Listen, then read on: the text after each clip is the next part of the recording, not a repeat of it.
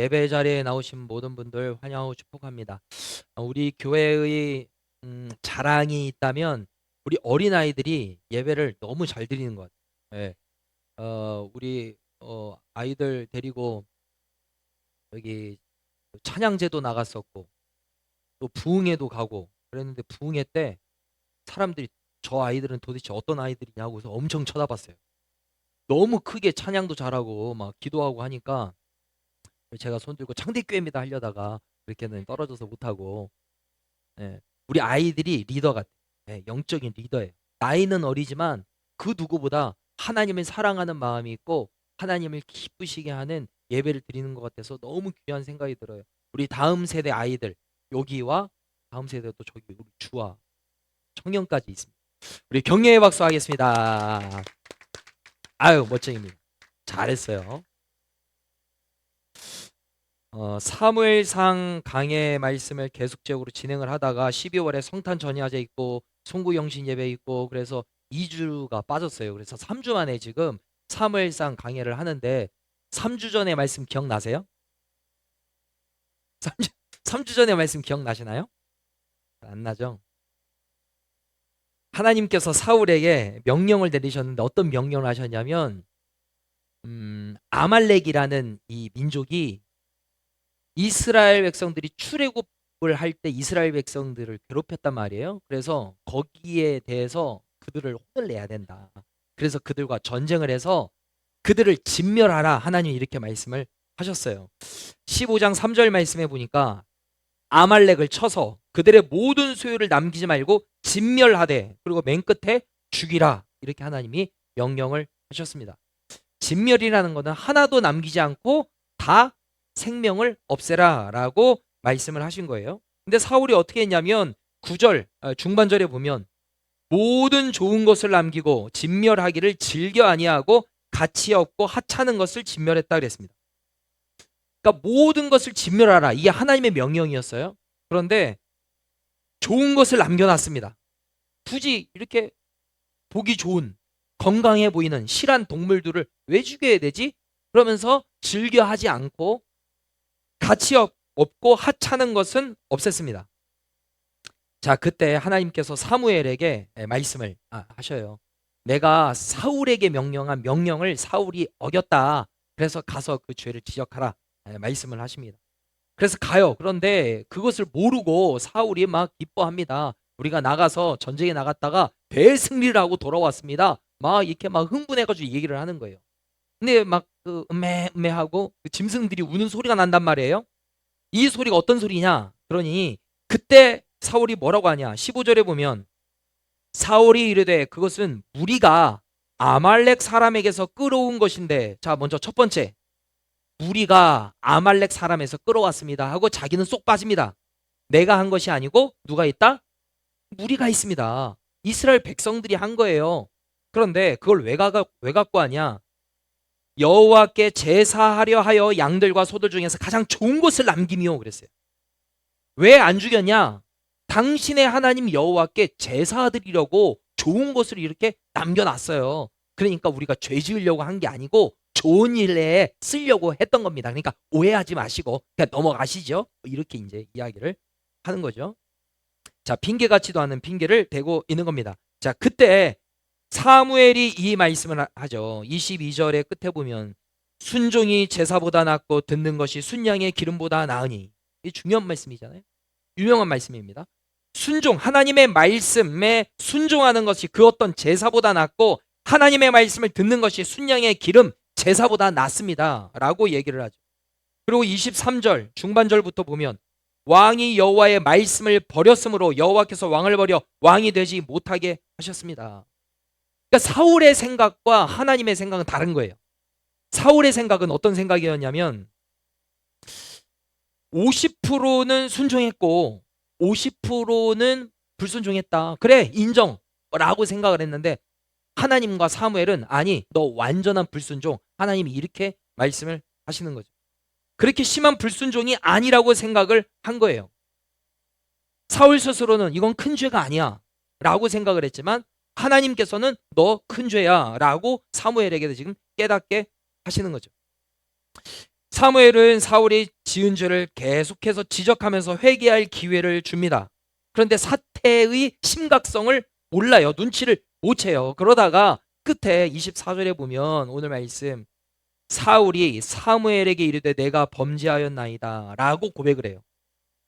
계속 죄를 지적을 하니까 내가 하나님 앞에 범죄하였습니다 라고 그렇게 고백을 하는 거예요. 이 말하는 게 어려운 거예요. 내가 잘못했습니다, 이 말하는 게 어려운 거예요.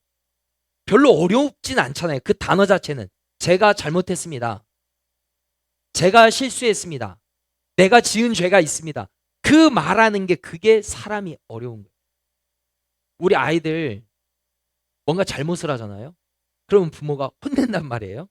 그러면 엄마 아빠 죄송해요, 그러면 맞아요 안 맞아요? 안 맞아요. 안 맞는다고. 맞았어?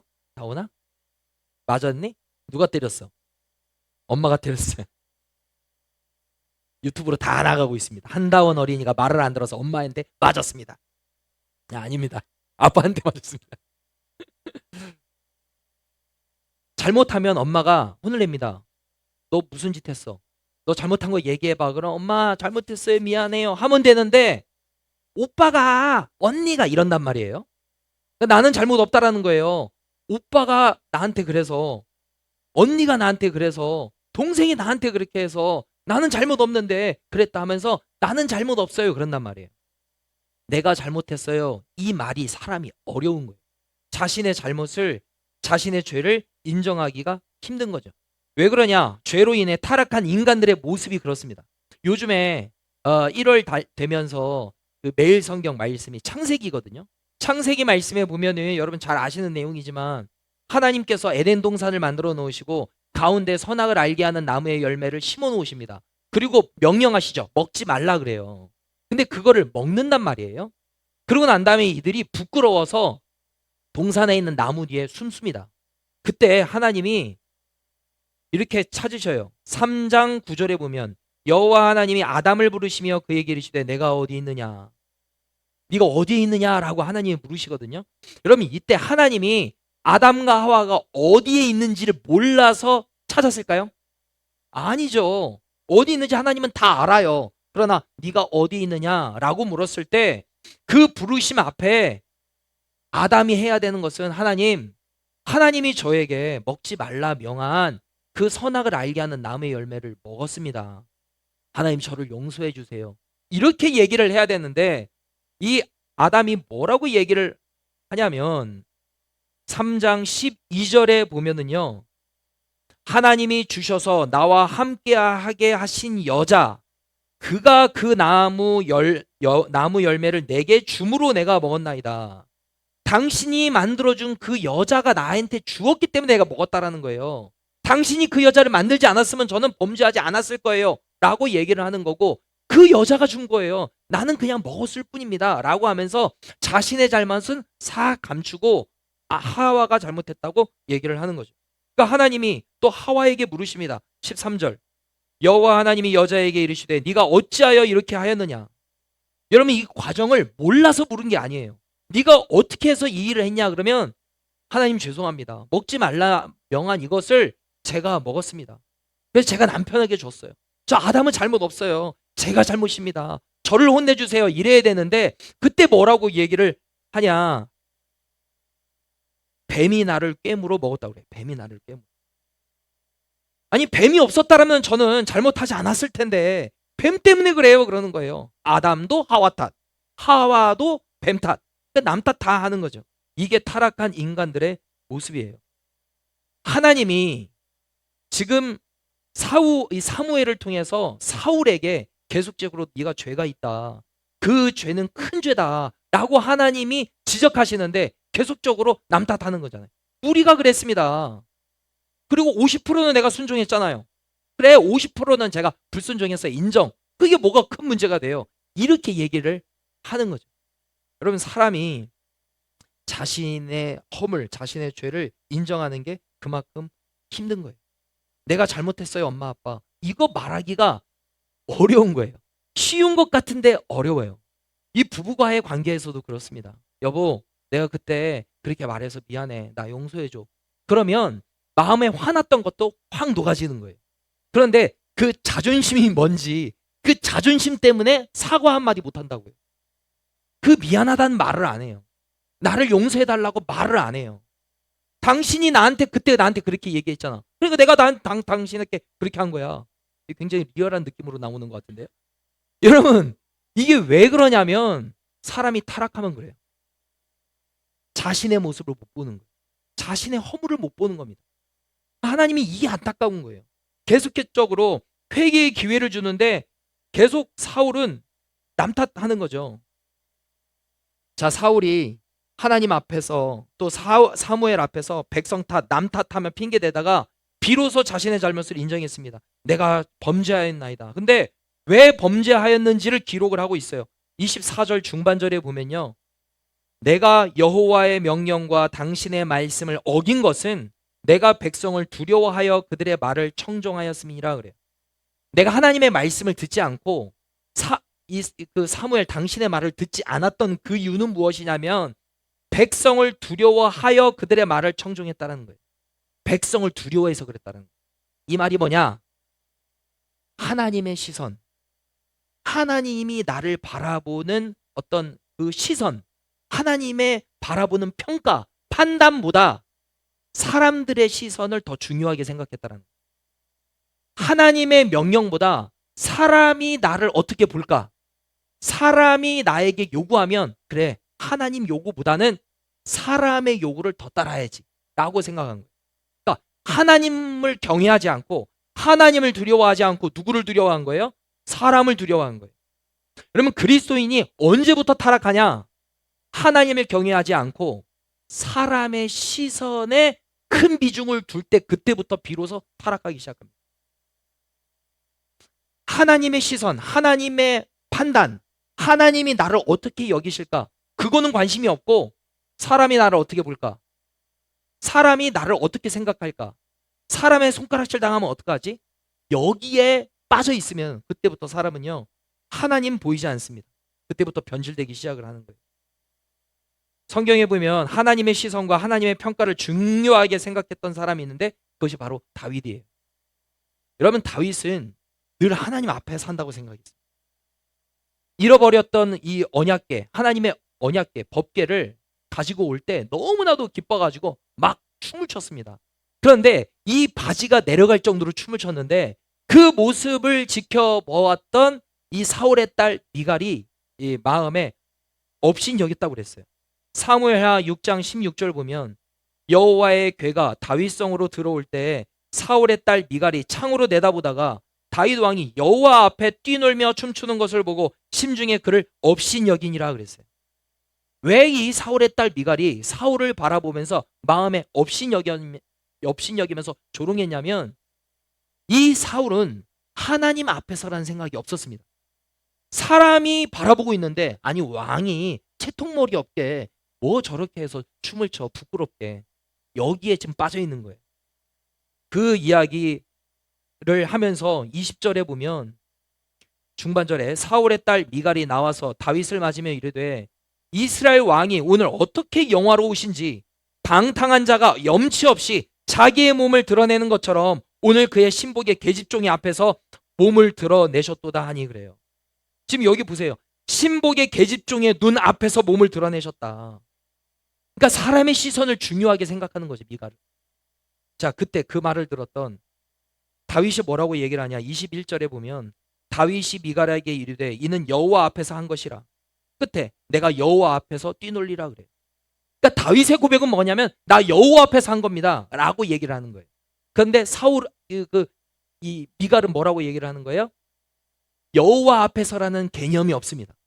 아니 사람들이 이렇게 많은데, 아니 신분이 왕이라는 자가 많은 여인들 앞에서 바지가 내려갈 정도로 그렇게 춤춘다고?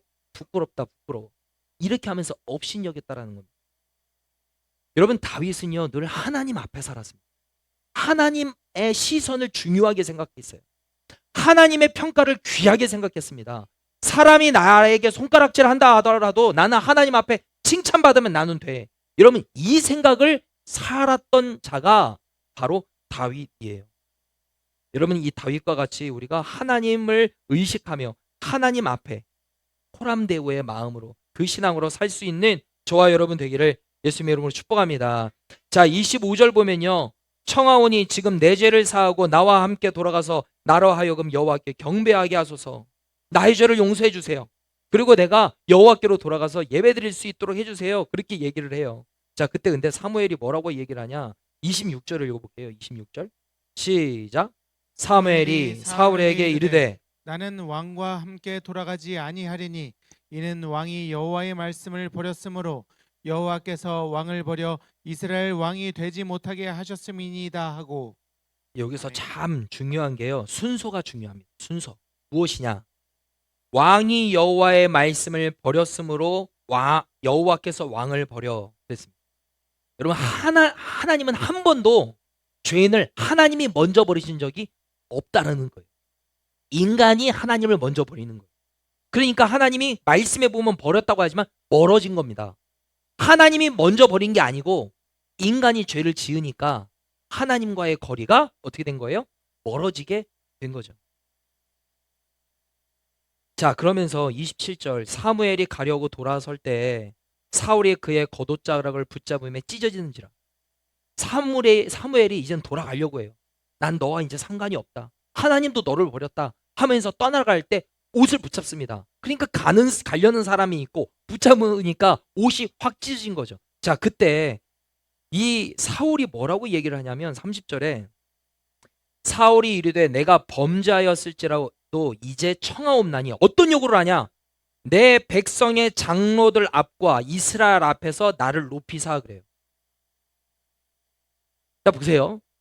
사무엘이 이제는 하나님이 당신을 버렸기 때문에 나는 떠나가겠다 하고서 가려고 해요. 그러니까 그 바지끄레기를 붙잡고 나를 용서해 주세요. 그리고 하나님 앞에 예배드릴 수 있도록 해주세요. 막 붙잡다가 요구를 한 내용이 무엇이냐면 내 백성의 장로들 앞과 이스라엘 앞에서 나를 높여주세요라는 거예요. 이 말이 뭐냐면 사람들의 시선을 여전히 중요하게 생각하고 있는 거예요. 자신은 지금 신분이 뭐예요? 왕이에요. 하나님으로부터 지금 버림받았어요. 자, 그러면 심각한 건 뭐냐면 내가 하나님 앞에 불순종함으로 말미암아 하나님 앞에 버림받은 것을 지금 괴로워하면서 애통해야 되는데 그게 없습니다. 그게 지금 사라졌어요. 그러면서 뭐라고 얘기를 하는 거예요? 내가 지금 왕인데 백성 앞에서 장로들 앞에서 나 창피하지 않게 체면 좀 높여주세요 라고 얘기를 하는 거예요. 이게 바로 변질된 하나님의 사람의 모습입니다. 여러분, 처음에 사울은 왕이 될 때 겸손했습니다. 겸손한 마음이 있었어요. 그런데 지금 순식간에 변질돼 버렸습니다. 사람들이 나를 어떻게 볼까? 여기에 지금 현혹되어 있습니다. 사람들의 판단, 사람들의 인기, 사람들이 나를 어떻게 평가해 줄까? 여기에 지금 완전히 마음이 뺏겨 버렸어요. 중요한 건 뭐냐면 하나님의 시선, 하나님이 나를 어떻게 보실까? 하나님이 나를 어떻게 평가하고 계실까? 이게 지금 그 어떤 것보다 중요한데, 하나님이 너를 버렸어 그러면 거기에 대한 애통하는 마음이 있어야 되는데 그거는 사라졌어요 지금. 아니, 내가 왕인데 장로들이 이렇게 많네, 백성들이 나를 다 보네, 나의 신분을 좀 높여주세요. 나 창피하지 않도록 사무엘 나에게 은혜를 주세요. 이렇게 얘기를 하는 거예요. 그거를 먼저 구하고 그 다음에 뭐라고 얘기를 해요? 나와 함께 돌아가서 내가 당신의 하나님 여호와께 경배하게 하소서. 순서가 바뀌었습니다. 하나님과의 관계가 다시 회복되어서 나 하나님 앞에 예배드리고 싶어요. 나 하나님 만나고 싶어요. 제사 드리고 싶어요. 이래야 되는데 그거는 뒤로 가버렸어요. 우선순위가 뭐냐? 사람들의 평가를 중요하게 생각했습니다. 이게 하나님이 오늘 우리에게 주신 교훈이에요. 너는 지금 내가 너를 어떻게 평가하고 있는가? 내가 너를 어떻게 바라보고 있는가? 내가 너를 어떻게 여기고 있는가? 여기를 우리가 중요하게 여겨야 되는데 하나님의 평가는 관심이 없어요. 하나님의 시선은 관심이 없어. 사람들이 나를 어떻게 볼까? 사람들의 시선은 나는 어떨까? 나는 지금 괜찮은가? 여기에 지금 관심이 있는 이 모습이 바로 사울의 모습이라는 거예요. 하나님은 혹시 너 지금 사울과 같이 살고 있지 않는가? 라고 주님은 우리에게 지금 질문을 하고 있는 거죠. 그러면서 이제 사무엘이 어떤 일을 하냐? 32절에 보면 사무엘이 이르되 너희는 아말렉 사람의 왕 아각을 내게로 끌고 오라 그래요. 아말렉 사람 왕이 이게 감옥에 사로잡혀 있었거든요. 자, 그런데 그를 끄집어냅니다. 그러니까 뭐라고 얘기를 하냐면 32절 중반절에 아각이 즐거이 오며 이르되 진실로 사망의 괴로움이 지났도다. 감옥에 있다가 나오니까 이제 살겠네 라고 얘기를 하는 거죠. 지금 바로 앞에 어떤 일이 생길지도 모르는 거죠. 33절 끝에 보면 그가 길갈에서 여호와 앞에서 아각을 찍어 쪼개니라. 사무엘이 아각을 데려와서 죽입니다. 반으로 잘라 쪼개서 죽이는 거예요. 왜 그랬냐? 하나님의 명령은 무엇이었어요? 사울에게 진멸하라는 거예요. 진멸하지 않고 남겨놨단 말이에요, 왕을. 그래서 그 왕을 데려와라 해서 죽인 거예요. 사울이 순종하지 않은 거를 누가 한 거예요? 사무엘이 순종한 거예요. 왜요? 하나님의 명령을 내가 지켜야 되겠다. 내가 사수해야 되겠다. 다른 사람은 하나님의 뜻대로 하지 않는다 하더라도 나만큼은 하나님의 뜻대로 살아야 되겠다. 이 마음이 있었던 거예요. 하나님의 마음을 내가 알고 하나님의 말씀대로 순종해야겠다. 이게 이제 사무엘이죠. 자, 그리고 34절에 보니까 이에 사무엘은 라마로 가고 사울은 사울 기브와 자기의 집으로 올라가니라. 여러분, 이게 별 내용이 없는 것 같잖아요. 사무엘은 라마로 가고 사울은 사울 자기 집 기브아로 돌아갔대요. 그럼 이 말은 뭐냐면 선지자인 하나님의 사람인 사무엘과 사울이 이제는 멀어졌다 그 말이에요. 멀어졌다. 사무엘은 하나님의 말씀을 받아서 하나님의 말씀을 전달해주는 선지자였습니다. 제사장의 역할을 했어요. 그런데 사무엘과 거리가 떨어졌다, 멀어졌다. 그 말은 어떤 얘기냐? 이제는 너에게 하나님의 말씀이 전달될 수가 없다 이 말이에요. 하나님의 말씀이 너에게는 이제 멀어지게 됐다. 여러분, 이게 비극인 거죠. 하나님의 말씀과 멀어지는 것, 하나님과의 관계가 멀어지는 것, 이게 여러분 비극입니다. 근데 사울은 그것을 모르는 거죠. 자, 맨 끝에 우리 35절 말씀을 함께 읽어보겠습니다. 35절 시작. 사무엘이 죽는 날까지 사울을 다시 가서 보지 아니하였으니 이는 그가 사울을 위하여 슬퍼함이었고 여호와께서는 사울을 이스라엘 왕으로 삼으신 것을 후회하셨더라. 아멘. 자, 여기에 보면은 하나님의 마음이 지금 담겨 있어요. 사무엘이 죽는 날까지 사울을 다시 가서 보지 아니한대요. 사무엘이 죽는 순간까지 다시는 사무엘을 보지 않았다. 마치 꼬맹이가 나 이제 너랑 안 놀 거야 하면은 뭔가 삐진 것 같은 그런 느낌을 볼 수 있는데, 그러면 이거는 하나님의 마음이에요. 하나님이 속상한 거죠. 하나님이 이스라엘 백성들의 요구로 인하여서 이스라엘의 초대 왕을 세워줬는데 하나님의 말씀을 버린 것, 그래서 하나님이 초대 왕을 버리게 된 것, 여러분 이것 자체가 하나님의 마음이 비통한 거죠. 그가 사울을 위하여 슬퍼함이었다. 이게 사무엘이었고 이게 하나님의 마음이었습니다. 그리고 맨 끝에 이스라엘 왕으로 삼으신 것을 후회하셨다. 하나님의 마음이 아팠다 이 말이에요. 저는 이 말씀을 보는데 좀 이렇게 해석이 되었어요. 어떻게 되냐? 여호와께서 오창영 목사를 창대교회 담임 목사로 삼은 것을 후회하셨더라. 그러면 안 되겠다. 아니, 갑자기 이게 설교를 준비하는데 그렇게 느껴지는 거예요. 하나님께서 특별한 은혜로 사울을 세워주셨습니다. 이스라엘 왕으로. 그런데 변절됐단 말입니다. 하나님 앞에서의 평가, 하나님이 나를 바라보는 시선, 하나님이 나를 어떻게 보실까? 이거는 안중에도 없어요. 그리고 사람이 나를 어떻게 볼까? 장로들이 나를 어떻게 볼까? 백성들이 나를 어떻게 볼까? 인본주의적으로 완전히 바뀐 거예요. 하나님 중심이 아니에요. 사람 중심이 된 겁니다. 하나님이 원한다 하더라도 사람이 원하지 않으면 나는 하나님 버리고 나 사람의 뜻을 따를 거야. 이렇게 하는 거예요. 하나님의 명령을 버리고 사람이 원하는 대로 이끌림 당하는 것, 여러분 그게 변질이다 이 말입니다. 사울이 그랬단 말이에요. 그래서 저도 하나님의 은혜로 한 교회의 담임 목사로 하나님이 세워주셨는데 내가 하나님을 바라보면서 하나님 중심으로 내가 살지 못한다면 나도 사울과 같이 이렇게 될 수 있겠구나. 하나님께서 특별한 은혜로 창대교회 담임 목사로 세워주셨지만 내가 오창영 목사를 창대교회 담임 목사로 세운 것을 후회하였더라. 여러분 그런 평가를 받으면 제가 얼마나 비극입니까 인생이. 여러분 이것은 저뿐만 아니에요. 하나님께서 여러분들에게 맡겨주신 일들이 있습니다. 가정 안에서의 역할이 있고 교회 안에서의 역할이 있고 세상에서의 역할이 있어요. 처음에는 안 그래. 처음에는 겸손했어요. 그런데 어느 순간 보니까 아니 막무가내네. 아나무인이네. 교만하네. 내 마음대로 하려고 하네.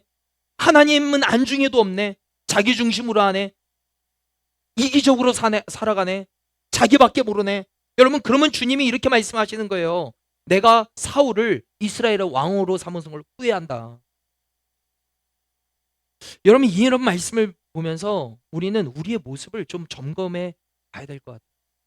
나는 지금 괜찮은가 하는 거죠. 난 지금 하나님의 시선을 나는 중요하게 생각하고 있는가? 하나님이 중요하게 여기는 것을 나도 지금 중요하게 여기고 있는가 하는 거예요. 하나님의 말씀을 듣는 것은 그 어떤 것보다 중요하고 소중한 건데 우리는 눈에 보이는 게 더 중요해요. 영원한 것을 하나님은 쫓아라 가라고 했는데 하나님은 우리에게 그걸 원하시지만 영원한 것 관심이 없어. 지금 잠시 잠깐 살아가는 편안함, 일상의 안락함, 사명은 관심이 없고 내가 하고 싶은 대로. 여러분, 그건 문제라는 거예요. 하나님이 우리에게 이런 사울의 모습을 통하여서 혹시 너 사울과 같이 살고 있지 않니? 내가 너를 세운 것을 후회하면 하는 삶을 살면 안 되잖아 라고 경고하시는 것처럼 제가 느껴지는 거죠. 여러분, 이런 말씀을 통하여서 우리의 모습을 좀 볼 수 있게 되기를 바랍니다. 여러분, 주님께서는 오늘도 우리에게 회개의 기회를 주십니다. 회개의 기회를 주셔요. 그러면 자꾸 남 탓할 필요도 없습니다. 부모가 그래서, 남편이 그래서, 아내가 그래서, 자녀가 그래서 남 탓할 필요가 없어요. 나의 연약함을 보고 하나님, 내가 하나님 앞에 범죄하였습니다. 제가 허물이 있습니다. 제가 믿음이 없었습니다. 하나님, 내가 범죄하였으니 나를 용서하여 주시옵소서. 하나님은 그 말을 듣기를 원하시는 거예요. 그 너의 죄를 네가 너의 입으로 고백해. 나는 그거를 듣기를 원해. 하나님은 그거를 원하시는 거예요. 다음에 하겠습니다. 여유 있을 때 하겠습니다. 여러분, 그걸 원하지 않고 주님은 지금 이 시간 하나님 앞에 나의 허물과 나의 연약함과 나의 죄를 고백하기를 원하신다라는 거예요. 여러분, 그 기회를 붙잡을 수 있게 되기를 바랍니다. 그리고 여러분, 사람의 시선 우리가 무시할 수 없어요. 그러나 사람의 시선, 사람의 평가보다 더 중요한 건 뭐냐면 하나님의 시선이에요. 하나님이 나를 보고 있다라는 거예요. 하나님이 나와 함께 하신다라는 거예요. 그 시선이 여러분, 우리가 기억하고 여기고 살 때 우리는 죄에 빠지지 않게 됩니다. 요셉이 보디발의 아내가 유혹할 때 그때 그럽니다. 나는 하나님 앞에서 득죄할 수 없다 그래요. 요셉은 하나님이 나와 함께 하신다라는 믿음이 있었습니다. 그 믿음으로 사니까 타락하지 않는 거예요. 여러분, 저와 여러분들이 나와 늘 함께 하시는 하나님, 불꽃과 같은 눈동자로 나를 지켜보시는 하나님의 시선을 바라보면서 오늘도 하나님이 기뻐하시는 삶을 살기를 원합니다. 나를 붙들어 주시옵소서. 그렇게 기도하며 나아갈 수 있는 우리 성도들 되시기를 예수님의 이름으로 축복합니다. 기도하겠습니다. 이 시간 하나님 앞에 먼저 이렇게 기도했으면 좋겠어요. 하나님, 내가 하나님 앞에 범죄하였습니다. 거룩하신 주님, 내가 믿음으로 살지 못하고 하나님이 중요하게 여기고 계신 것을 나도 중요하게 여겨야 되는데 하나님이 중요하게 여기시는 것을 나는 하찮게 여기고 하나님은 중요하지 않다라고 여기는 것을 나는 중요하게 여기면서 많은 에너지를 들이며 살고 있지는 않은가. 하나님, 우리의 모습을 보게 하여 주시옵소서. 하나님, 그 죄를 깨닫게 하시고 죄로부터 떠날 수 있는 은혜가 있게 하여 주시옵소서. 하나님, 회개의 기회를 놓치지 않게 될 수 있도록 우리에게 은혜를 더하여 주시옵소서. 주신 말씀을 붙잡고 주여모 외치고 통성으로 기도하며 나아갑니다. 주여! 아버지 하나님, 회개의 기회를 놓치지 않게 하여 주시옵소서. 아버지 하나님, 우리가 하나님 앞에 범죄하였습니다. 내가 하나님 앞에 범죄하였습니다. 우리의 허물을, 우리의 죄를 보게 하여 주시옵소서. 하나님, 우리의 악함을 보게 하여 주시옵소서. 우리가 하나님의 뜻대로 살지 못하였던 하나님, 우리의 더러운 모습을 우리의 허물을 있는 모습 그대로 주님 앞에 나아가 용서를 구하며 나아가게 하여 주시옵소서. 아버지 하나님, 주님께서 우리에게 은혜를 허락하여 주시옵소서. 아버지 하나님, 우리가 사람의 시선보다 하나님의 시선을 중요하게 여기게 하여 주시옵소서. 사람의 평가보다 하나님의 평가를 더 중요하게 여기게 하여 주시옵소서. 아버지 하나님, 우리를 긍휼히 여겨 주시옵소서. 우리를 불쌍히 여겨 주시옵소서.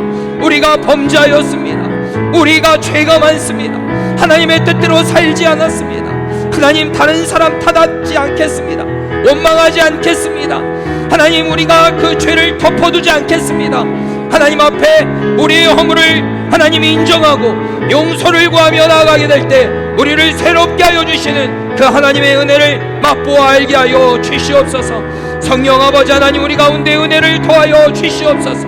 우리를 긍휼히 여겨 주시옵소서.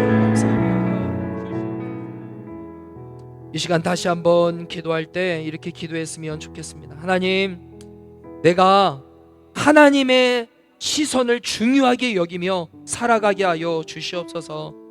사람들의 평가, 사람들의 시선, 사람들이 나를 어떻게 바라보는가, 그것도 우리가 무시할 수는 없지만, 그러나 더 중요하게 여기는 것은 바로 하나님의 평가입니다.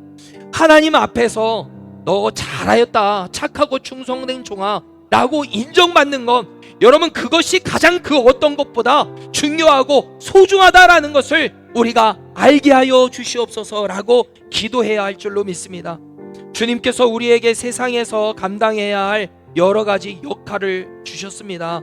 그런데 하나님께서 그 역할을 은혜로 주셨는데, 그것을 우리가 은혜로 겸손하게 잘 감당해야 되는데, 교만하게 되면, 나 중심적으로 살게 되면 하나님께서 그 역할을 준 거를 내가 후회한다 라고 말씀하시면, 여러분, 이거는 비극입니다. 올 한 해 하나님께서 나에게 은혜로 허락하여 주신, 맡겨주신 그 인물들을 은혜 가운데 잘 감당하여서 내가 너에게 이 인물을, 너에게 그 직분을 준 것을 나는 너무나도 기뻐한다라고 인정받을 수 있는 은혜가 있게 하여 주시옵소서. 주여 한번 외치고 통성으로 기도하며 나아갑니다. 주여 아버지 하나님, 주여 아버지 하나님, 우리 가운데 함께하여 주시는 주님 감사합니다. 하나님, 사람들의 평가보다 더 중요한 것은 하나님의 평가입니다. 하나님의 인정입니다. 하나님이 나를 인정해 주시면 됩니다. 하나님이 나를 칭찬해 주시면 됩니다. 그러나 언제부터 사람이 변절되냐면, 하나님의 평가보다 사람의 시선을 두려워하는 것입니다.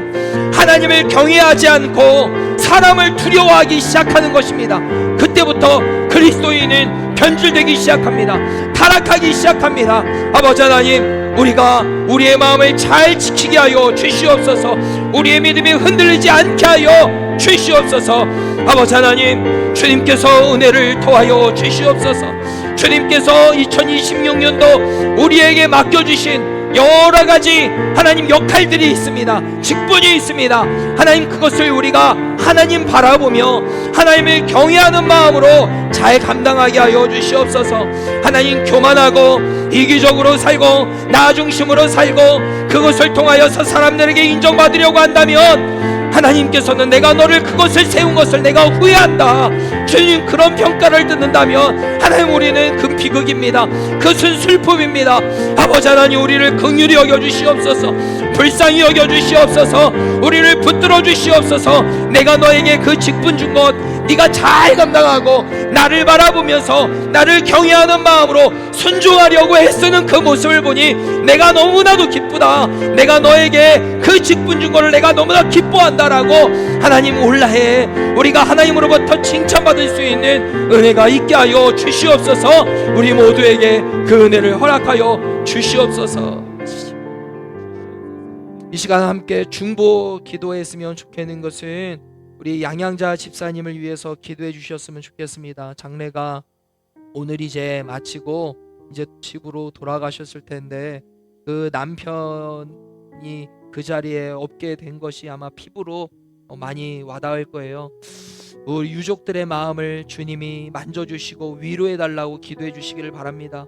그리고 이 장례를 통하여서 슬픈 가운데에서도 우리 유족들이 더욱더 하나가 되게 하여 주시고 연합되게 하여 주시고 이번 계기를 통하여서 모든 식구들이 예수님을 믿게 되는 은혜의 역사를 허락하여 주시옵소서. 기도해 주시기를 바랍니다. 또한 한 가지 더 기도 제목은 우리 김관수 집사님 아내분이신 우리 정창경 집사님께서 또 암이라고 해요.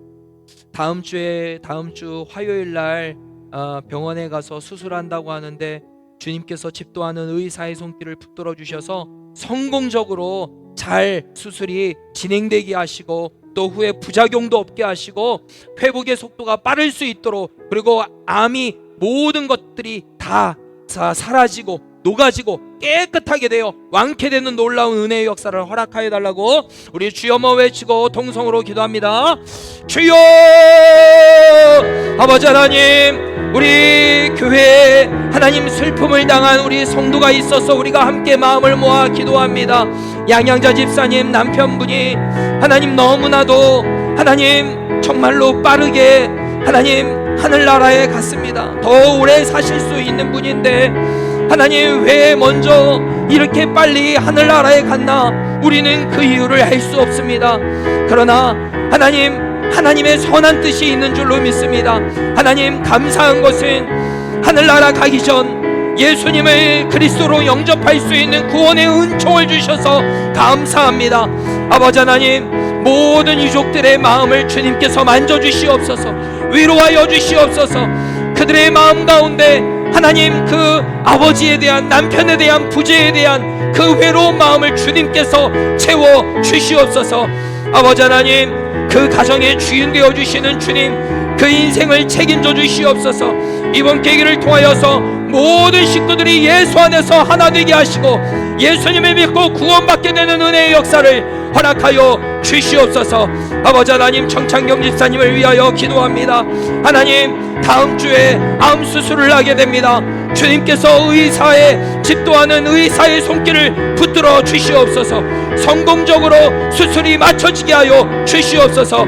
아버지 하나님, 수술 후에 회복의 속도도 빠르게 하여 주시옵소서. 부작용도 없게 하여 주시옵소서. 하나님, 완치되게 하여 주시옵소서. 몸속에 있는 모든 암세포들은 녹아질지어다, 사라질지어다. 하나님, 녹여주시옵소서. 하나님, 치료의 은혜를 허락하여 주시옵소서. 육신의 질병으로 고통당하고 있는 사랑하는 성도들이 있습니다. 감기로 인하여서, 컨디션 저조로 인하여서 힘들어하고 어려워하고 있는 성도들이 있습니다. 이 시간 찾아가 주셔서 주님 안수하여 주시옵소서. 낫게 하여 주시옵소서. 치료하여 주시옵소서. 고쳐주시옵소서. 주여 아버지 하나님, 치료의 은혜, 여호와 라파 치료의 은혜 주님께서 허락하여 주시옵소서. 주여 그 은혜를 허락하여 주시옵소서. 하나님의 살아계신 놀라운 은혜를 덧입혀 주시옵소서. 아버지 하나님, 기도하며 나아가는 성도들의 기도와 간구를 들으시고 주님 역사하여 주시옵소서. 하나님, 회개의 기회 있을 때 우리의 죄를 고백하며 회개의 기회를 놓치지 않게 하여 주시옵소서. 우리가 범죄하였습니다. 우리의 허물을 예수 그리스도의 십자가의 보혈로 용서하여 주시옵소서 라고 작은 죄도 우리가 허투루 그냥 넘기지 않고 하나님 앞에 용서를 구하며 기도할 수 있는 우리 모두가 되게 하여 주시옵소서.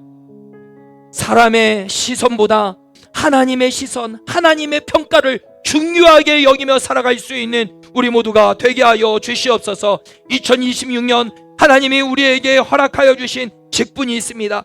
역할이 있습니다. 그것을 잘 감당하게 하여 주시옵소서. 겸손히 감당하게 하여 주시옵소서. 변질되지 않게 하여 주시고 교만하지 않게 하여 주시옵소서. 양양자 집사님을 위로하여 주시옵소서. 가족 모든 구성원들이 이번 계기를 통하여 주님께로 돌아오게 하여 주시옵소서. 그 가정에 호주 되어 주시고 참된 주인이 되어 주시고 아버지 되어 주신 그 주님이 그 가정을 책임져 주시옵소서. 정창경 집사님을 위하여 기도합니다. 몸속에 있는 모든 암세포들이 녹아지기를 간절히 소망합니다. 예수 그리스도의 이름으로 모든 암세포들은 녹아질지어다, 사라질지어다. 하나님의 은혜로 성공적으로 모든 수술과 그 후의 치료 과정 가운데 성령 하나님 함께하여 주시옵소서. 감사드리며 예수 그리스도의 이름으로 기도합니다. 아멘. 오늘 주신 말씀을 붙잡고 다시 한번 자유롭게 기도하시다가 돌아가도록 하겠습니다. 주여, 나에게 은혜를 더하여 주시고 말씀이 들려지게 하여 주시옵소서. 말씀대로 순종하며 살아갈 수 있는 우리 모두가 되게 하여 달라고 다시 한번 주여 한번 크게 외치고 기도하시다가 자유롭게 돌아가도록 합니다. 주여!